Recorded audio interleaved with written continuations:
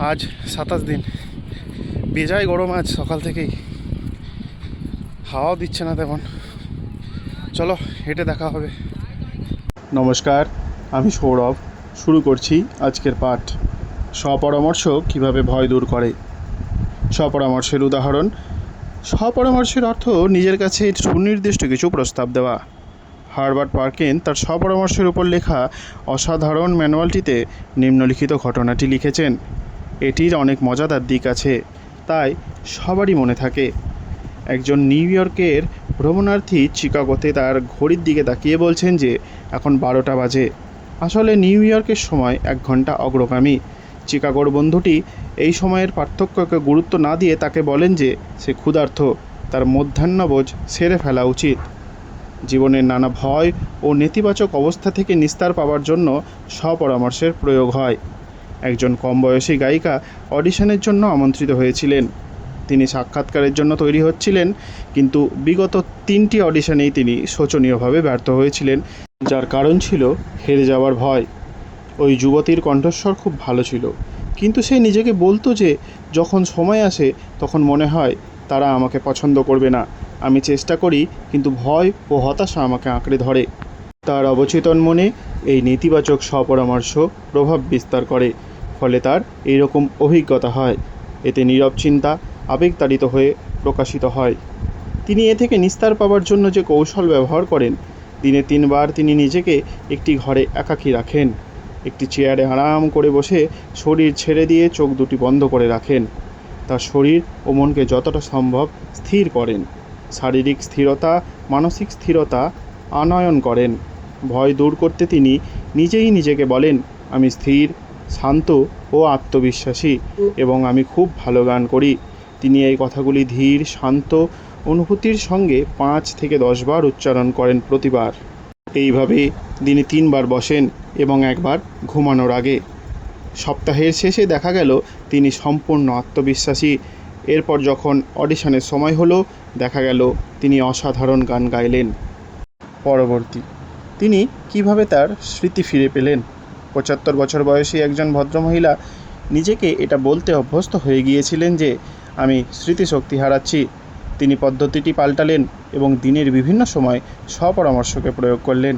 নিজেই নিজেকে ভাবালেন যে আমার স্মৃতিশক্তি প্রতিদিন বিভিন্ন বিভাগে উন্নতি করছে। প্রতি মুহূর্তে আমার যা মনে রাখার প্রয়োজন হবে আমি তা মনে রাখতে পারবো। যে ছবিগুলি আসবে সেগুলি আরও পরিষ্কার ও নির্দিষ্ট হবে। আমি সেগুলিকে স্বতঃস্ফূর্তভাবে ধরে রাখব। যখনই সেগুলো মনে করতে চাইব, তৎক্ষণাৎ তা মনে পড়ে যাবে। আমি খুব দ্রুত উন্নতি করছি এবং খুব শীঘ্রই আমার স্মৃতিশক্তি আগের থেকে আরও ভালো হয়ে যাবে। 3 সপ্তাহ শেষে তার স্মৃতিশক্তি স্বাভাবিক হয়ে গেল এবং তিনি খুব খুশি হলেন। পরবর্তী, কিভাবে তিনি বদরাগ থেকে নিস্তার পেলেন। অনেক মানুষ যারা অস্বস্তি ও বদরাগের কথা বলেন, প্রমাণিত হয়েছে যে এসব ক্ষেত্রে স্বপরামর্শ প্রয়োগ করে ভালো ফল পাওয়া গেছে। এই কথাগুলো 1 মাস ধরে দিনে 3 থেকে 4 বার সকাল, দুপুর এবং রাতে ঘুমানোর আগে উচ্চারণ করলে দুর্দান্ত ফল পাওয়া যায়। এখন থেকে আমি আরও বেশি করে হাসি আনন্দের মধ্যে থাকব। আনন্দ, সুখ এবং খোশ মেজাজ এখন আমার মনের স্বাভাবিক অবস্থা। প্রতিদিন আমি আরও বেশি করে প্রিয়পাত্র হয়ে উঠছি। আমি এখন আনন্দ, মজা ও ভালো হাস্যরসের কেন্দ্র হয়ে উঠছি।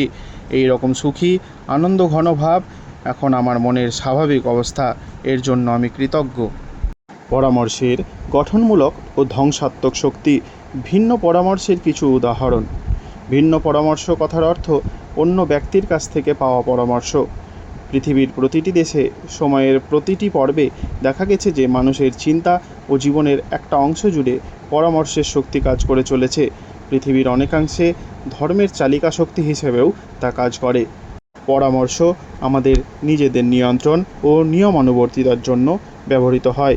সেই জন্য এটা অন্যদের জন্যও ব্যবহার করা যেতে পারে যারা মনের নিয়ম সম্পর্কে অজ্ঞ।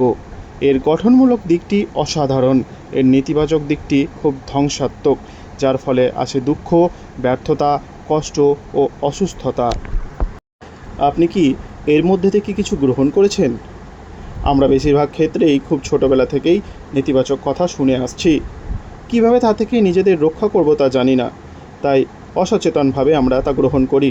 কিছু নেতিবাচক পরামর্শ এই রকম: তুমি পারবে না, তুমি জীবনে কিচ্ছু করতে পারবে না, তুমি ফেল করবে, তুমি সুযোগ পাবে না, তোমরা সবাই ভুল, এটা কোনো কাজের নয়, আপনি যেটা জানেন এটা সেটা নয়।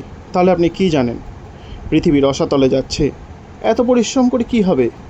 আপনি বুড়ো হয়ে গেছেন, সব কিছু দিনকে দিন খারাপ হয়ে যাচ্ছে, জীবন হচ্ছে সীমাহীন যন্ত্রণা, ভালোবাসা মানুষদের জন্য নয়, তুমি কিছুতেই জিততে পারবে না, ইত্যাদি ইত্যাদি।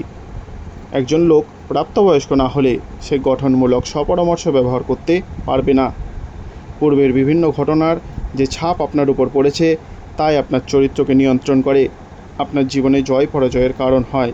নেতিবাচক চিন্তার প্রভাব বেশি হলে জীবনে সুঅভ্যাস গঠন করা কঠিন হয়ে দাঁড়ায়। আপনাদের সকলকে অনেক ধন্যবাদ এত ধৈর্য ধরে ভিডিওগুলি দেখার জন্য। আপনারা সকলে সুস্থ থাকুন, ভালো থাকুন, জীবনে সফল হন, এভাবেই পাশে থাকবেন। আবার দেখা হবে আগামীকাল।